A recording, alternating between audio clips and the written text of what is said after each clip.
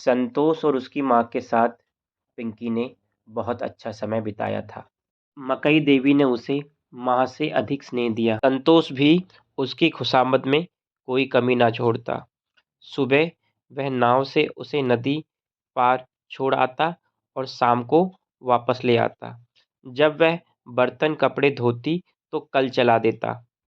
मकई देवी कभी उस पर काम का दबाव न डालती। वह कहती, तू पढ़ने आई है, पढ़ और अपने सपने को साकार कर। यहाँ जखोरा में कोई उसकी टोह लेने वाला नहीं था। ना स्नेह था, ना सम्मान था, ना भरपेट भोजन। दिन भर उसे जली कटी सुननी पड़ती थी। उसकी स्थिति एक नौकरानी से भी बदतर थी।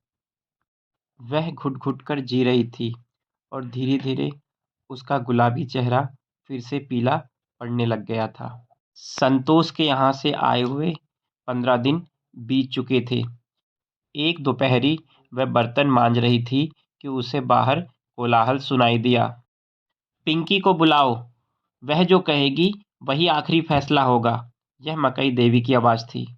वह जल्दी से हाथ धोकर बाहर पहुंची तो देखा कि मकई देवी, संतोष, गांव के प्रधान और गांव के कुछ अन्य लोग की उसके माँ बाप से बहस हो रही है।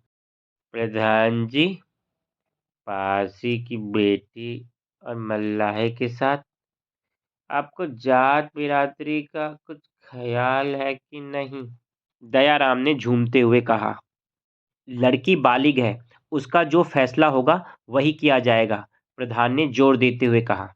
हमारी बेटी है, हम जो चाहे करें, पंचों का इसमें क्या दखल? उमा ने मुंह बनाते हुए कहा। दयाराम की बहू, हम सब समझते हैं। तुझे यही डर है ना कि कहीं शादी के बाद ये अपना हक ना मांग ले। वैसे भी कायदे से यह घर और खेत पिंकी का है। तुम दोनों तो सौतेले हो, कानूनन उसका हक पहले है। प्रधान जी, हमारे घर के मामले में दखल ना दो। और आप जानते हैं ना कि दरोगा जी हमारे भाई लगते हैं, हमारे ही गांव के हैं। उसने कुछ हेकड़ी दिखाते हुए कहा। तुम्हें जिसको बुलाना है बुलाओ, अब तो वही किया जाएगा जो पिंकी चाहेगी, प्रधान ने जोर देते हुए कहा। पिंकी, क्या तुम मेरे साथ चलोगी, मेरी बहू बनकर? मकई देवी ने पूछा। ए मल्लाइन, क्या कहती है? क्यों दोनों की जाति को भ्रष्ट करने पर तुली है? उमा ने नाक मुंह सिकोड़ते हुए कहा। पिंकी, जो फैसला लेना सोच समझ कर लेना, अपना आगे पीछा सब देख लेना, प्रधान ने जोर देते हुए कहा। पिंकी मकई देवी के पास आकर खड़ी हो गई। पिंकी, पता है ना, संतोष पढ़ा लिखा नहीं है। ऐसा ना हो कि कल तुम जब पढ़ लिख कर कामयाब हो जाओ, नौकरी पा जाओ, तब तुम्हें यह शादी बोझ लगने लगे, प्रधान ने जोर देते हुए कहा। काका, आप ये कैसी बात करते हैं? अगर इन्होंने मुझे उस दिन नदी से निकाला ना होता तो आज मैं आपके सामने ना होती। अगर अम्मा ने मुझे सहारा ना दिया होता तो मैं सपना ना देख पाती। मैं इन्हें कभी नहीं छोड़ूंगी। मुझे इनसे शादी मंजूर है। तो ठीक है, आज ही गांव के मंदिर में इन दोनों की शादी होगी, प्रधान ने घोषणा की। वरमाला हुई ही थी कि दयाराम और उसकी पत्नी दरोगा के साथ वहां आ धमके। प्रधान जी, क्या करवा रहे हैं आप यहाँ? दरोगा ने ऊंची आवाज में पूछा। दरोगा जी, दो बालिग बच्चे हैं, एक दूसरे को चाहते हैं, इनकी शादी कराई जा रही है। कोई दिक्कत है क्या इसमें? मियाँ बीबी राजी तो क्या करेगा काजी। हम तो खुद चाहते थे कि इन दोनों की शादी हो जाए। ह- हम तो यहाँ बधाई देने आए हैं। इतना शुभ अवसर है, क्या मिठाई विठाई की व्यवस्था नहीं है? दरोगा ने बात पलटते हुए कहा। क्यों नहीं, मिठाई लीजिए और सुनिए, शाम को हमारी तरफ से भोज भी रखा गया है।